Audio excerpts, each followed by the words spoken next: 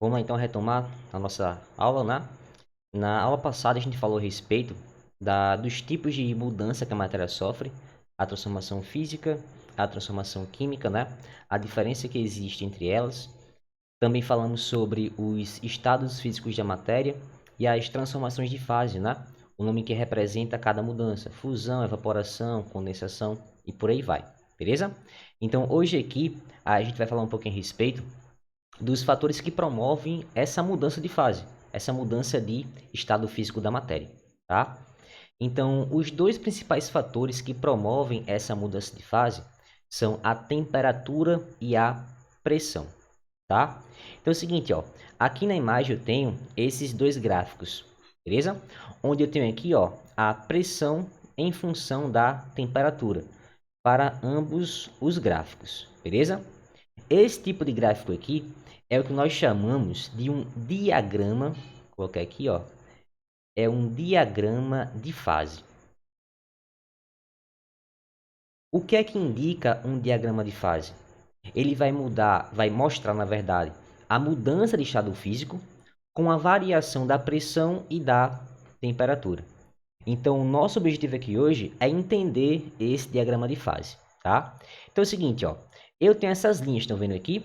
Cada linha dessa representa a transição entre as fases. No caso aqui, ó, eu tenho estado sólido, líquido e gasoso. Então, as linhas indicam a transição entre as fases: sólido gasoso, sólido líquido ou líquido gasoso. Da mesma forma, aqui embaixo, ó, as linhas indicam a transição entre as fases. Se você olhar com mais calma, você vai ver que esse primeiro diagrama aqui é o diagrama de fase da água. Já aqui de baixo é o diagrama de fase do gás carbônico, que é o CO2. Cada substância ela vai apresentar o seu respectivo diagrama de fase.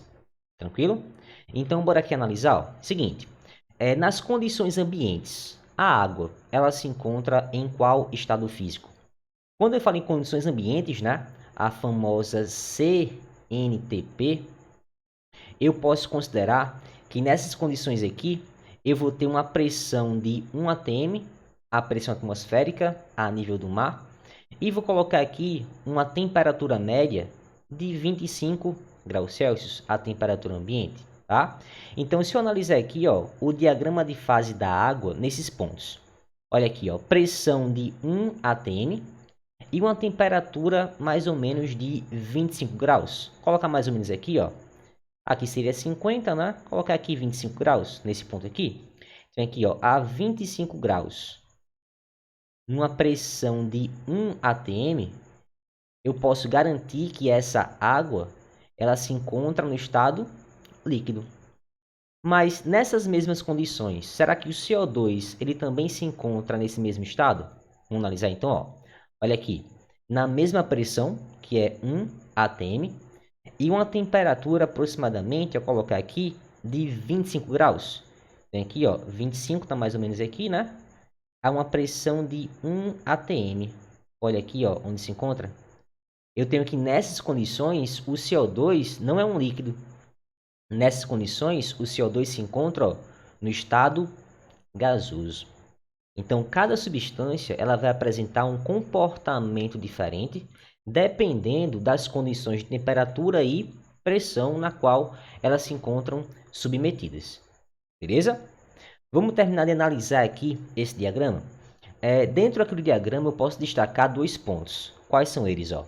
Colocar esse pontinho aqui, ó, tá? E esse ponto aqui. A mesma coisa para o gráfico abaixo. Esse ponto aqui, ó, e esse ponto aqui. O significado é o mesmo, tá?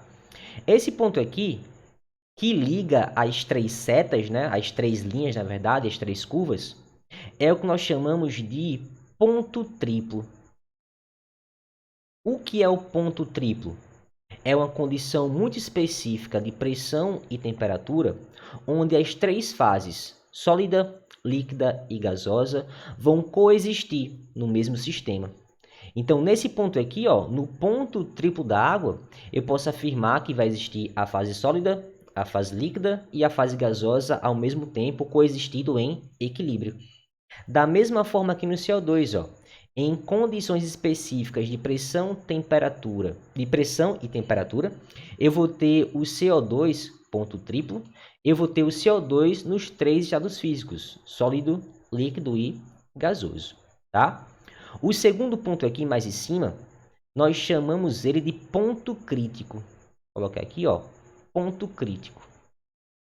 O ponto crítico é um ponto onde eu tenho a temperatura e a pressão máxima aplicada sobre aquela substância. Se eu ultrapassar o ponto crítico, eu não consigo mais diferenciar a fase líquida da fase gasosa. Vira tudo uma única coisa, uma coisa só, né? Eu não consigo mais diferenciar essas duas fases. Então, a partir do ponto crítico, eu posso classificar, né, vai ser formado um fluido supercrítico, onde eu ultrapasso o ponto crítico daquela substância, tá? Eu não consigo mais diferenciar a fase gasosa da fase líquida.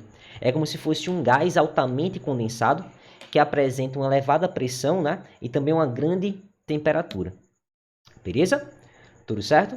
Para a gente poder fechar essa discussão em cima do diagrama de fase, a gente pode falar aqui sobre especificamente, né, sobre a temperatura e a pressão. Nós sabemos que esses são os dois fatores que indicam, que vão determinar, na verdade, em qual estado físico a substância se encontra, né? Mas o que é que vai ser a temperatura, o que é que vai ser a pressão? Lembrar das aulas de física, temperatura está relacionado com o grau médio de agitação das partículas. Então, vou colocar aqui, ó, temperatura está relacionado com o grau de agitação. Então, quanto maior a temperatura de um corpo, maior vai ser a agitação que existe nas suas partículas, maior vai ser a sua energia cinética, a sua capacidade de movimentação. Então, se eu pegar inicialmente um material sólido, onde as minhas partículas, né, como a gente viu na aula passada, se encontram muito próximas uma em relação às outras, se eu aumentar a sua temperatura, eu aumento a sua energia cinética. Elas já podem se movimentar uma em relação às outras. Vai sair do estado sólido para o estado líquido. Se eu continuar aumentando cada vez mais a temperatura, eu consigo romper as interações que existem entre as partículas. Elas se separam por completo. Vai sair do estado líquido para o estado gasoso, onde as partículas se encontram numa distância muito grande uma em relação às outras. Movimentação constante e aleatória. E a pressão, né? Como é que a pressão influencia isso? Lembrar que a pressão ela está relacionada, né, com isso aqui, ó. Pressão é igual a uma força aplicada sobre uma área.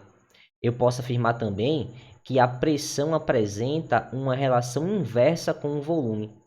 Ou seja, quanto maior for a pressão aplicada sobre o material, qual é a tendência?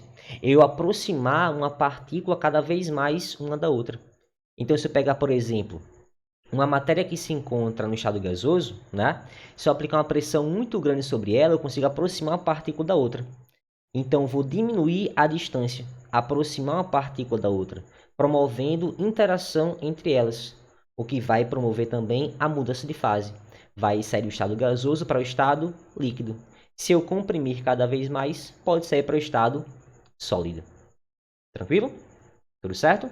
Então, lembrar que temperatura e pressão são os dois fatores que influenciam, que determinam o estado físico de uma substância.